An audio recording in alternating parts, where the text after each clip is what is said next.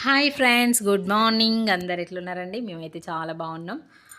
ఈరోజు నా వీడియో వచ్చేసి పుదీనా పచ్చడి చేసే విధానం, సింపుల్గా ఈజీగా చేసే విధానం. అండ్ మీ ఇంట్లో ఉండే వాటితోటే ఇంకా మీరు వేరే ఏ ఫ్లేవర్స్ అన్నా మీరు ట్రై చేసుకోండి. బట్ నా ఫ్లేవర్ అయితే మీరు ఒకసారి ట్రై చేయండి, మీకు చాలా నచ్చుతుంది, చాలా ఫేవరెట్ అయిపోతుంది. నాకైతే బేసిక్గా పచ్చళ్ళు అంటేనే చాలా ఇష్టం, అందులో పుదీనా పచ్చడి అంటే ఇంకా ఇంకా ఇష్టం. ఇంకా నాకు ఎప్పుడైనా జ్వరం వచ్చినా ఏమన్నా అయినా మా మమ్మ అయితే ఊకే పుదీనా పచ్చడి చేస్తూనే ఉంటుంది. సో ఈరోజు అయితే మీకు పుదీనా పచ్చడి చేసే విధానం సింపుల్గా ఏ విధంగా చేయాలో చూపిస్తానండి. ఈసారి అయితే నేను బయట నుంచి అయితే పుదీనా తీసుకురాలేదు, ఇంట్లో మా పెరట్లో కాసినటువంటి పుదీనాతోటే పచ్చడి చేద్దామని ఫిక్స్ అయ్యి ఇంకా పుదీనా దింపుదామని బయటకు వస్తుంటే నా బిడ్డ కూడా నేను కూడా హెల్ప్ చేద్దాం మమ్మీ అని నాతో ఉరికొచ్చి ఇక పుదీనా అయితే హెల్త్ తెంపుతుంది. ఇంకా ఫాస్ట్గానైతే పుదీనా కట్ చేసినాం. నాకు పచ్చడికి ఎంతైతే సరిపోతుందో అంతగానం కట్ చేసిన. అండ్ ఈ పుదీనా కట్ చేస్తే కూడా ఇంకొంచెం హెల్తీగా పెరుగుతుంది అట. సో మొత్తం కట్ చేసేసిన. చూడాలి ఇంకొన్ని రోజుల వరకు ఎంత హెల్తీగా పెరుగుతుందో. నాకైతే సరిపడినంత పుదీనా నేను కట్ చేసుకుంటున్నా. ఇంతలో నాకు మా పక్కకు పాపాయ చెట్లు ఉంటాయి, చూడండి వీడియోలో చూపిస్తాను నీకు. ఆ పాపాయ చెట్లు అయితే నేను ఎంత ఇష్టంగా పెట్టుకున్నానో, కానీ ఒక్క కాయ కూడా కాస్తలేదు. మేము ఇంట్లో కొనుక్కొచ్చుకున్న పాపాయ సీడ్స్ కలెక్ట్ చేసి ఈ చెట్లు అయితే పెంచుతున్నా, కానీ కాయలు పడతానే అవైతే ఇంకా పెద్దగా అయితే లేవు, మధ్యలోనే రాలిపోతున్నాయి. అంటే దానికి ఏమైనా రెమెడీ ఉంటుందా, లేదంటే సీజన్ వల్ల అట్లా రాలిపోతున్నాయా, ఏదైనా ప్రాబ్లమా? ఒకసారి మీకు ఏమైనా తెలుసుంటే నాకు చెప్పండి. ఇంకా చూస్తా, ఈ ఎండాకాలం అయిపోయేదాకా చూస్తా. ఇంకా వర్షాకాలం వరకు కూడా చూసి అప్పటికి కూడా ఈ కాయలు ఉంటలేవు అంటే ఆ చెట్లనే తీసేసి నర్సరీ నుంచి కొత్త చెట్లను అయితే తీసుకొచ్చి నాటుదామని అనుకుంటాను. మీకు ఏమన్నా కొంచెం ఏమైనా రెమెడీ తెలిసి ఉంటే నాకు కమెంట్ చేయండి ప్లీజ్.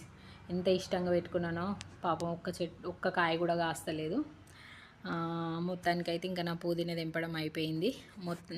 తర్వాత పుదీనానైతే మంచిగా నీట్గా కడుక్కోండి, మట్టి ఇట్లా ఏం లేకుండా నీట్గా కడుక్కొని ఆ వాటర్ అంతా పోయేటట్టు ఆరబెట్టుకోండి.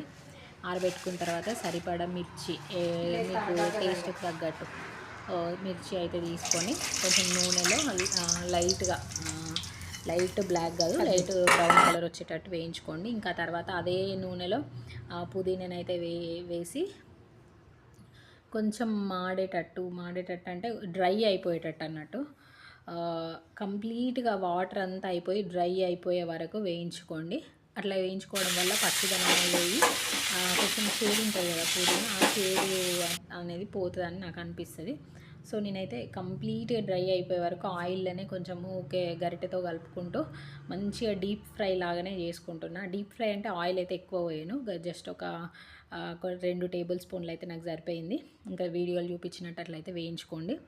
ఇంకా ఆ తర్వాత స్టవ్ ఆఫ్ చేసేసి ఇంకా అన్నీ చల్లారిన తర్వాత ఇంకా మనం వేయించుకున్నటువంటి మిర్చి, అందులో ఒక వెల్లుల్లిపాయ, కొంచెం జీలకర్ర, ఒక స్పూను, ఇంకా ఉప్పు సరిపడినంత వేసుకొని మంచిగా మిక్సీ పెట్టి గ్రైండ్ చేసుకోండి.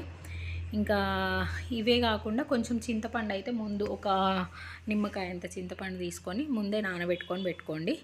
ఈ మిర్చి అంతా మిక్సీ అయిన తర్వాత పక్కకు తీసి పెట్టుకోండి. ఇంకా డైరెక్ట్ అందులోనూ పుదీనా వేసినాం అనుకో మళ్ళీ ఒకవేళ బాగా కారం అయితే మనం తీయలేము కదా. సో ఫస్ట్ అయితే కారం మిక్సీ పట్టుకొని కొంచెం పక్కకు పెట్టుకోండి. కారం అంతా తీసి పక్కకు పెట్టుకున్న తర్వాత పుదీనా వేయించుకొని ఆ పుదీనలో చూసుకుంటా వేసుకోండి. టేస్ట్కు సరిపడినంత చూసుకుంటా, కొంచెం తక్కువైతే ఇంకొంచెం యాడ్ చేసుకుంటా అట్లా మిక్సీ చేసుకోండి.